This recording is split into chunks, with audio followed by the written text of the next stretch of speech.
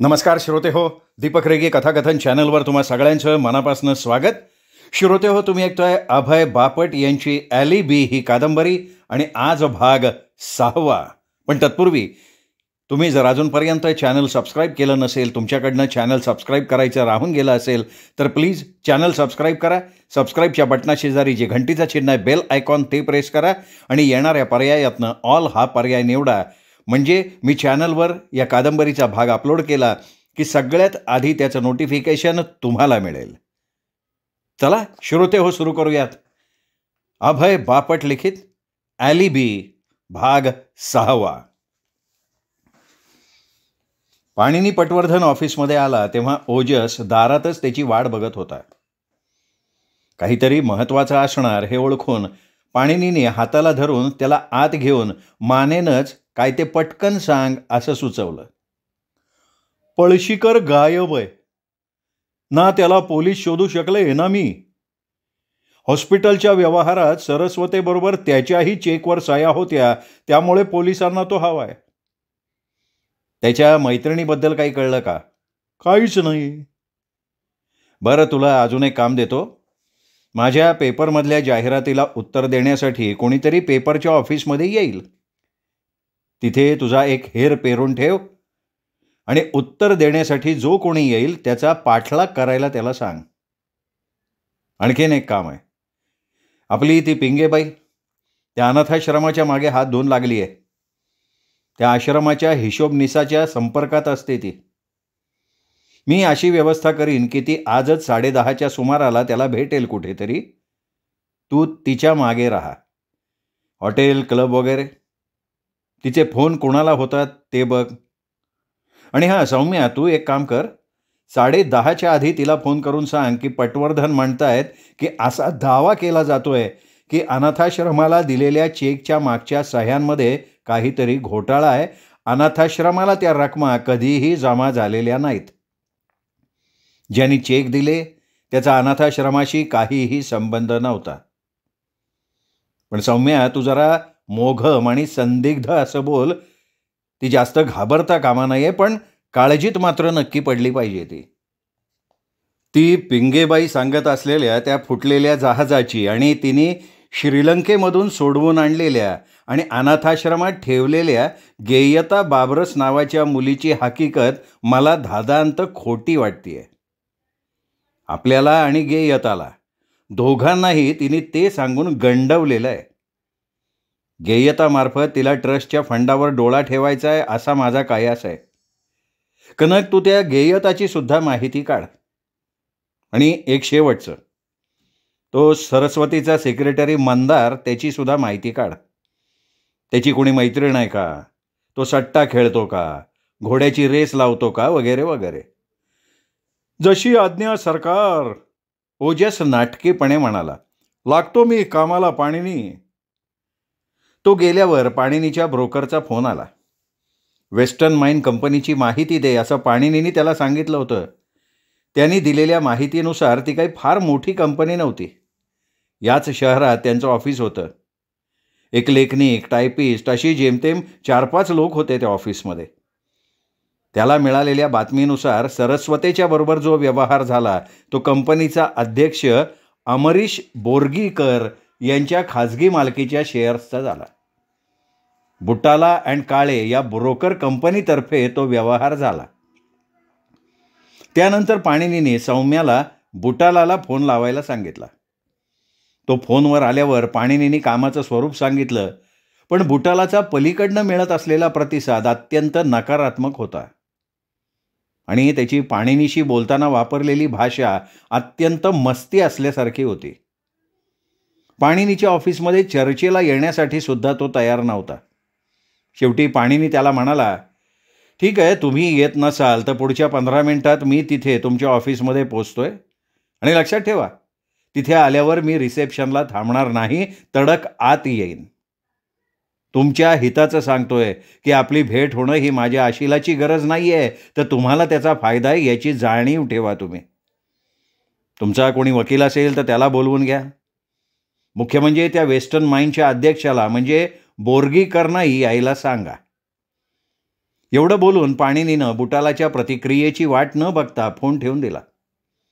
बरोबर 15 मिनिटांनी तो बुटाला अँड काळे या ब्रोकर कंपनीच्या ऑफिसमध्ये स्वागतिकेसमोर उभा होता. मी पाणिनी पटवर्धन, मला बुटालांना भेटायचं आहे. भेट ठरली आमची फोनवरून. आणि पाणिनीनं आल्या आल्या तिला ठणकावून सांगितलं, "ते वाटच बघताय तुमची, तुम्ही सरळ आत जा, डावीकडची केबिन," तिने सांगितलं. फोनवरून बोलताना वाटला तसाच मस्ती असलेला बुटाला केबिनमध्ये बसला होता. "बसा पटवर्धन, बसा. माझे वकील येतील एवढ्यात. निघाले ते वाटेत आहेत ते," कोरडेपणानं तो म्हणाला. "त्यांना वेळ लागणार होता तर मला तसं सांगायचं होतं ना तुम्ही. मी त्यांच्या वेळेनुसार आलो असतो." "मला क्रिमिनल लॉयर्स आवडत नाहीत." "मलाही नाही आवडत. तुम्ही तर स्वतः लॉयर आहात." "हां, मी लॉयर आहे, पण क्रिमिनल नाही ना." "पण तुम्ही गुन्हेगारांचा बचाव करता." "तुमची गुन्हेगार या शब्दाची व्याख्या काय आहे?" "ज्यानं गुन्हा केलाय तो गुन्हेगार." "हां, पण ठरवणार कोण की त्यांनीच गुन्हा केलाय?" "अर्थात न्यायाधीश." "आता कसं बोललात? मी हाताळलेल्या सर्व प्रकरणात निदान आत्तापर्यंतच्या तरी न्यायाधीशांना माझ्या मताशी सहमत करण्यात मी यशस्वी झालेलो आहे." "तुम्हाला काय हवंय मला सांगा बरं." "तुमचे वकील आल्यावर बोलीन की मी." "तुम्ही तर अगदी दम दिला होता ना की अजिबात थांबणार नाही म्हणून." "मी बाहेर स्वागत कक्षात कधी थांबत नसतो. आणि ज्याला कायद्यातलं काही कळत नाही त्याच्याशी चर्चा करण्यापेक्षा आपण तुमचे वकील येईपर्यंत क्रिकेटविषयी बोलूयात." "मिस्टर पटवर्धन, तुम्ही तोंड सांभाळून बोला. हा असा अपमान सहन करायची माझी पद्धत नाही. तुमच्या बुद्धीच्या तुतार्या तिथे कोर्टात वाजवा. तिथे ज्यांच्या विरुद्ध तुम्ही प्रौढी मिरवता ते टिचभर पगारावर काम करणारे बिंडोक सरकारी वकील असतात. इथे तुमची गाठ शहरातल्या अत्यंत हुशार आणि महागड्या वकिलाशी आहे." "नाही, ते ठीक आहे. मला नेहमी." पाणिनी हे बोलत असताना केबिनचा दरवाजा जोरात ढकलून त्याचा वकील आत आला. "मी येईपर्यंत यांना आत सुद्धा घेऊन नका असं मी तुम्हाला सांगितलं होतं बुटाला." "मला वाटतं तुम्ही बुटाला यांच्या कायदे विभागात काम करणारे आहात ना?" पाणिनीने त्याला अगदी किरकोळीत काढत विचारलं. "मी मिस्टर गटणे किल्लेदार अँड शहा या फर्मचा वरिष्ठ भागीदार आहे मी." "तुम्ही पटवर्धन ना? मी बघितलं आहे तुम्हाला कोर्टात. काय हवं होतं तुम्हाला?" "मी माझी भूमिका स्पष्ट करतो आधी. सरस्वते ट्रस्टी असलेल्या ट्रस्टची लाभार्थी मुलगी गेयता बाबरसचा मी वकील आहे. मंगळवारी वेस्टर्न माइन कंपनीनं 50 लाखाचे जे शेअर्स सरस्वतीला ट्रस्टी या नात्यानं विकले त्या व्यवहाराची माहिती हवी आहे मला. तुमच्या माहितीसाठी मी सांगतो की सरस्वते मेलाय." "मग तुम्ही आणि तुमचं असेल काय ते बघून घ्या ना," बुटाला मध्येच म्हणाला. गटणे म्हणाला, "तुम्ही बोलू नका बुटाला. हा माणूस तुम्हाला बोलण्यात गंडवेल, काहीतरी कबूल करून घेईन. मी बोलतो ना काय बोलायचं आहे ते. बोला, तुम्ही पटवर्धन बोला." सरस्वते नेमका कधी मेला याबद्दल मतभेद आहेत. तो जो व्यवहार होता तो सरस्वतेच्या सेक्रेटरीनं पूर्ण केला. त्याआधीच सरस्वते ऑफिसातनं निघून गेलेला होता. "मग आमच्या अशिलाचा त्याच्याशी काय संबंध आहे?" "एवढाच संबंध आहे की तपासणी करणारे डॉक्टर म्हणतात की सरस्वते मंगळवारी सकाळी 10 नंतर जिवंत नव्हता." "मूर्ख लेखाचे. त्याच्या सेक्रेटरीने त्याला पाहिलंय की नंतर? त्याच्याशी बोललाय सुद्धा तो व्यवहार पूर्ण झाल्यावर." "तुम्हाला असं नाही वाटत का की डॉक्टर चुकीचा निष्कर्ष काढू शकतो?" "नाही, वाटतंय ना, वाटतंय. आणि त्या शक्यतेचा फायदा मी तुम्हाला द्यायला तयार आहे. पण सेक्रेटरी सुद्धा खोटं बोलू शकतो या शक्यतेचा विचार तुम्ही करत नाही आहात." "तुमचं म्हणणं असं आहे का पटवर्धन की सेक्रेटरीनं व्यवहार पूर्ण केला तेव्हा सरस्वती जिवंत नसेल तर माझ्या आशिलावर आर्थिक जबाबदारी येते?" "हो, 50 लाखांची." "बुटाला ही काळजी करू नका. त्याच्या म्हणण्याला कायदेशीर आधार नाही. तो आपलं काहीही वाकडं करू शकत नाही. जो व्यवहार झाला तो सरस्वतीशी वैयक्तिक पातळीवर नाही तर ट्रस्टी म्हणून झालाय. एक ट्रस्टी मेला तर योग्य ते कोर्ट दुसऱ्या ट्रस्टीची नेमणूक करतं. तोपर्यंतच्या काळात मेलेल्या ट्रस्टीचा प्रशासक सर्व गोष्टींचा ताबा घेतो." यावर बुटाला समाधानानं हसला आणि म्हणाला, पटवर्धन, मी म्हटलो नव्हतो का तुम्हाला, तुमची गाठ हुशार कायदेपंडित अशी आहे म्हणून. अहो, करारनामा या विषयातले ते तज्ज्ञ आहेत. एजन्सी म्हणजे प्रतिनिधित्व याविषयीच्या कायद्याबद्दल कसं काय आहे यांचं ज्ञान? पाणिनीनं खवटपणे विचारलं. मी त्यात विशेष प्रावीण्य संपादन केलेलं आहे, पण तो कायदा इथे लागूच होत नाही, कारण आम्ही यात एजंट नाहीच आहोत, आम्ही ब्रोकर आहोत. तुमचं सोडा हो, मी मतदारबद्दल म्हणजे त्या सेक्रेटरीबद्दल बोलतोय. त्याचा या कायद्याशी संबंधच काय? तुम्ही मंदारबरोबर व्यवहाराचा अंतिम भाग पूर्ण केलात. सरस्वतेचा तो प्रतिनिधी, तो एजंट आहे. या गोष्टीला तुम्ही मूकसंमती दिल्यासारखं आहे. पण ज्या क्षणी सरस्वते मेला त्या क्षणी कायद्यानुसार त्या दोघातला मालक आणि प्रतिनिधी हा संबंध संपुष्टात आला. घटनेच्या चेहऱ्यावरचे बदललेले भाव बुटालाच्या नजरेतनं सुटले नाहीत. काय भानगड आहे ही घटने? तेवढ्यात केबिनचं दार उघडून एक जाडसर बुटका माणूस आत आला. त्यांनी आणि बुटालानं हस्तांदोलन केलं. हे ॲडव्होकेट गटणे आणि हे वेस्टर्न माइन कंपनीचे अध्यक्ष बोर्गीकर. मिस्टर बोर्गीकर आणि हे पाणिनी पटवर्धन बरं का. आपला 50 लाखांचा व्यवहार उधळून लावायला टपलेले वकील आहेत हे. बुटालानं ओळख करून दिली. व्यवहार तर झालाय ना, आता उधळून लावायचा प्रश्न येतोय कुठे? बोर्गीकर म्हणाले. शेअर्स विक्रीची नोंद रितसरपणे संबंधित कायदेशीर रजिस्टरमध्ये केली गेली आहे? थोडं थांबून बोर्गीकर उत्तरला, हो, केली आहे. बोर्गीकर, तुम्ही उत्तर देऊ नका पटवर्धनना. मी दोघांच्या वतीनं बोलतो, कारण तुम्ही आणि माझे अशील यात समान हितसंबंध दडलेले आहेत. करारनामा आणि एजन्सी म्हणजे प्रतिनिधित्व या विषयातले ते तज्ज्ञ आहेत असा त्यांचा दावा आहे. अशा वकिलानं म्हणजे गटणे यांनी बुटाला आणि बोर्गीकर यांचं हित सामायिक आहे असं विधान करणं म्हणजे निंदनीय बाब आहे. अर्थात तुम्ही तुमची वकिली कशी करावी आणि तुमचं ऑफिस कसं चालवावं हा तुमचा वैयक्तिक प्रश्न आहे, पण सरस्वतीच्या मृत्यूच्या वेळेबद्दल माझा अंदाज खरा ठरला तर ते 50 लाख रुपये जप्त करण्यासाठी मला मदत करणं हे तुमच्या अशिलासाठी म्हणजे बुटालासाठी फायद्याचं आहे. अन्यथा तुम्हाला बोर्गीकरच्या दारात त्या 50 लाखाच्या वसुलीसाठी भीक मागत बसायची वेळ येईल. एवढं बोलून पाणिनी पटवर्धन उठून उभा राहिला. कमॉन कमॉन, काय म्हणतोय पटवर्धन नेमकं? तो म्हणतोय शेअर्सचा व्यवहार आपण पूर्ण केला तेव्हा सरस्वते हयात नव्हता. थोडा वेळ केबिनमध्ये शांतता पसरली. ती शांतता भंग करून बोर्गीकर म्हणाला, गटणे, तुम्ही जरी तुमच्या अशिलाचे वकील असला तरी आमच्या कंपनीलाही काही समस्या निर्माण होणार नाही याची तुम्ही काळजी घ्या. काय तसं मला कायदेशीर तांत्रिक बाबीत रस नाही आहे. बुटाला एकदम घाईघाईत म्हणाला, तुम्ही पटवर्धन काय म्हणाला ते ऐकलंय ना गटणे? आपण आपल्यापुरतं बघायचं का? सध्या स्थितीत मला तसंच वाटतंय. बोर्गीकरना दुसऱ्या वकिलाचा सल्ला घेऊ देत. बुटाला, पटवर्धनच्या मूर्ख कल्पनांमुळे आपल्यातल्या मैत्रीला बाधा येता नये. ते 50 लाख कुठे आहेत सांग? बुटाला कडाडला. आता थांबा. याचं उत्तर देण्यापूर्वी मला माझी भूमिका नेमकी काय आहे याचा विचार करायला हवा. तुम्ही लोक त्या 50 लाखांसाठी माझ्या मागे लागणार आहे का? नक्कीच मागे लागणार तुमच्या.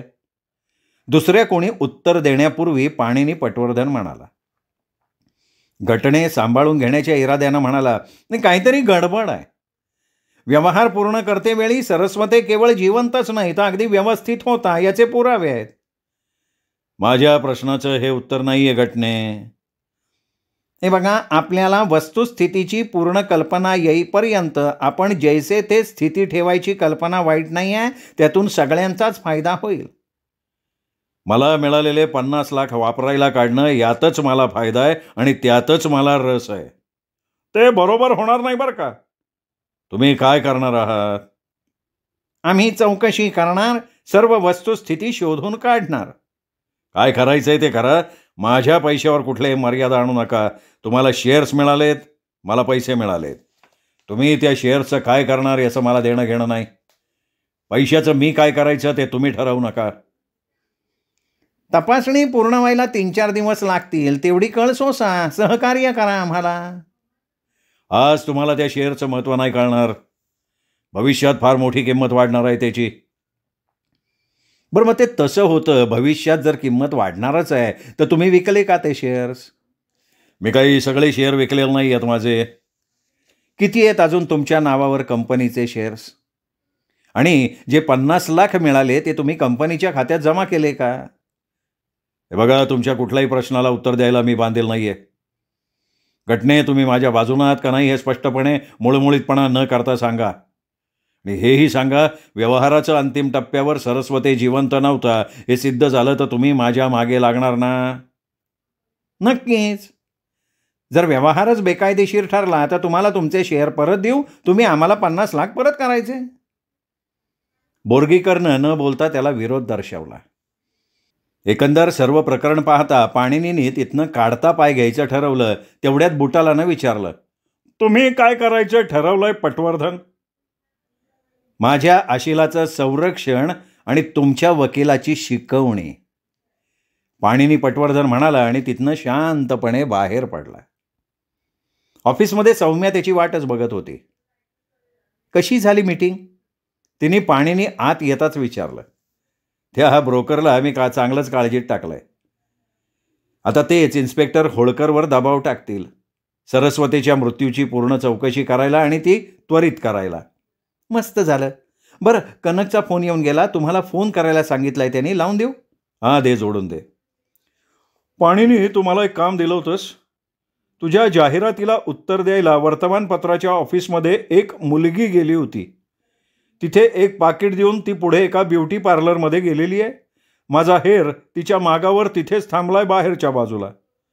तुला तिच्याशी बोलायचं असेल तर आपल्या हातात बऱ्यापैकी वेळ आहे, कारण ती आत्ताच गेली आहे पार्लरमध्ये. माझी गाडी खाली आहे, आपण लगेच निघू शकतो. ओजसनं फोनवरनं सांगितलं. सौम्या, मी कनकबरोबर बाहेर जातोय एका मुलीला भेटायला. त्या नोटेचा तुकडा तिच्याकडे असेल असा तुमचा अंदाज आहे का? ही मुलगी गेयता बाबरस असेल तर तासाभरात कळेलच. पुढच्या काही मिनिटात पाणिनी ओजसच्या गाडीत बसला होता. पाणिनी, मला एक सांग, तू तिला जेव्हा बघशील तेव्हा ओळखशील का? मला भीती वाटतेय की मी तिला ओळखीन. भीती वाटतेय?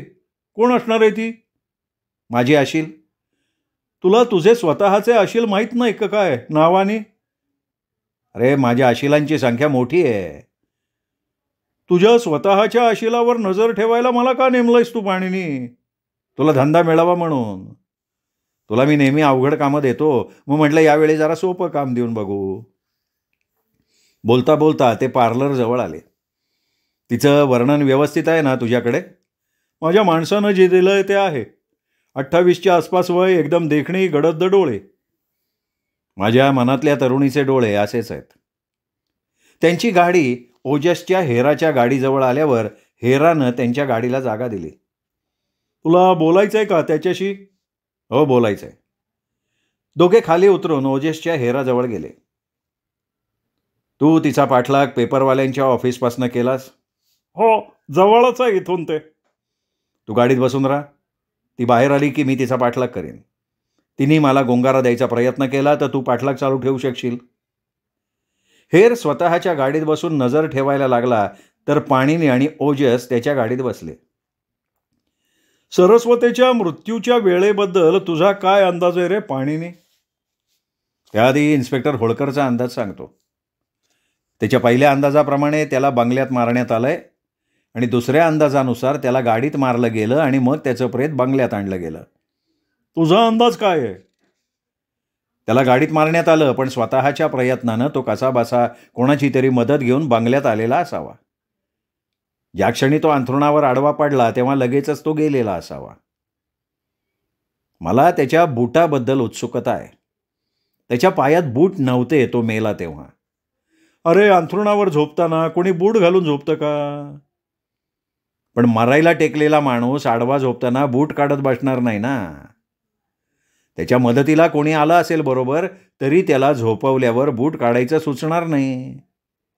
अपवाद फक्त त्याच्याबरोबर आलेली व्यक्ती ही स्त्री असेल तर.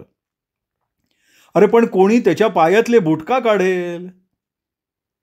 डॉक्टर म्हणतायत की सरस्वते मंगळवारी सकाळी 10 नंतर नक्कीच जिवंत नव्हता. याचा अर्थ तो मंगळवारी सकाळी 10च्या आधी कधीही गेलेला असू शकतो. त्या खोलीत हीटर चालू होता, खिडक्या बंद होत्या. प्रेत लवकर गार पडू नये आणि मृत्यूची वेळ ठरवण्यात पोलिसांचा गोंधळ व्हावा, हा त्यामागचा हेतू असेल असं मला वाटत नाही. थंड पडलेली खोली गरम व्हावी म्हणून हीटर लावलेला असावा. खोली गार कधी पडते? रात्री. म्हणजे जी कोणी व्यक्ती त्याच्याबरोबर आली ती रात्री आलेली होती. मंगळवारी रात्री? नाही रे, सोमवारची रात्री. ते अशक्य आहे. सरस्वते आत आला तेव्हा जिवंत होता. फरशीवर पडलेले रक्ताचे डाग ते सिद्ध करतात. अंथरुणावर पडलेले डाग दाखवतात की खूप मोठा रक्तस्राव झालेला होता. अरे पण पाणीनी, तू त्याच्याशी मंगळवारी बोलला होतास फोनवर. मला काय कळायला मार्ग आहे की मी सरस्वतेशीच बोललो म्हणून? सेक्रेटरी म्हणाला मी सरस्वतेला जोडून देतो आणि मी तो सरस्वते आहे असं समजून बोललो. म्हणजे सेक्रेटरी खोटं बोलला का काय? सेक्रेटरी नक्कीच खोटं बोलत असला पाहिजे. याला साधं तर्कशास्त्र लावायचा प्रयत्न करणार. सरस्वतेला घरात आणलं गेलं तेव्हा तो जिवंत होता असं समजण्यात आपला फायदा आहे. तो प्रचंड जखमी झाला होता हे नक्की. त्याला अंथरुणावर ठेवण्यात आल्यानंतर तो थोड्या वेळात गेला. ज्या कोणी त्याला घरात आणलं जखमी अवस्थेत आणि अंथरुणावर निजवलं त्यानंच खोलीत उष्णता यावी म्हणून गॅस हीटर चालू केला आणि तीच व्यक्ती बाथरूममध्ये टॉवेल आणायला गेली. रक्ताचा प्रवाह पुसण्यासाठी म्हणून किंवा कदाचित डॉक्टरला बोलवण्यासाठी म्हणून फोन करायला ती धावली असावी आणि त्याच वेळेला सरस्वती गेलेला असावा. मग ती व्यक्ती घाबरून गेली असावी आणि तिने पळून जायचा निर्णय घेतलेला असावा. त्या व्यक्तीनं विचार केला असावा की प्रेत सापडायला बराच वेळ लागेल, परंतु सापडल्यावर सुद्धा मृत्यूची वेळ नक्की करणं अवघड जाईल म्हणून त्याचे बूट पायातनं काढले गेले असावेत. का बरं? लक्षात नाही आलं तुझ्या? मृत्यूची वेळ ठरवण्यासाठी ते बूट फार महत्वाचा पुरावा होते. कसं काय? सरस्वते गेल्यानंतर बूट काढण्यात आले आणि ज्या व्यक्तीनं ते काढले ती स्त्री होती. अरे त्याच्याशी बुटांचा काय संबंध आहे पाणीनी? बुटाला थोडासा चिखल लागला होता. फार नाही, पण बाहेर पाऊस पडून गेल्यावर आणि चिखल झाल्यावर ज्याप्रमाणे पातळ थर बसेल ना तसा. प्रेताच्या अंगाखाली पलंगपोस नव्हता, म्हणजेच तो ओढून बाहेर काढला गेला होता, कारण त्यावरही बुटाच्या चिखलाचे आणि अंगातल्या ओल्या कोटमुळे पडलेले डाग असणार. कोणीतरी ते बूट काढले, कोट काढला, पलंगपोस अंगाखालून ओढून काढला. मोठं बोचकं झालं असेल ना ते.